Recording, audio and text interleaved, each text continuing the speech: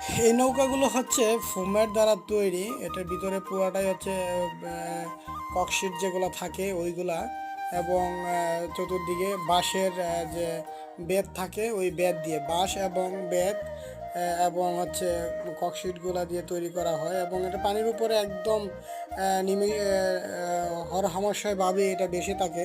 তো ওরা করে কি, নৌকাটা যখন সাগর থেকে আসার পরে এরা উপরে উঠিয়ে রাখে, কারণ হচ্ছে নিশ্চিন্তে থাকতে পারে ঢেউয়ের কারণে আবার সাগরে চলে যাবে না, যার কারণে ওরা উপরে উঠিয়ে রাখে। তো নিচে দুইটা চাকা দেয়, চাকা দেওয়ার পরে ঠেলে ঠেলে উপরে উঠায়। তো ওদের লোক সংখ্যা কম ছিল, তাই আমি ওদেরকে একটু সাপোর্ট করলাম, দেখতে পাচ্ছেন। এবং মাছগুলি ওরা যেগুলো নিয়ে আসছে ওগুলো আমি কেনার চেষ্টা করব। ওরা দাম হাঁকিয়েছে 2,000 টাকা। শেষ পর্যন্ত আমি অবশ্যই কিনেছিলাম 1500 টাকা দিয়ে। সবাই ভালো থাকবেন এবং সাবস্ক্রাইব করে দিবেন।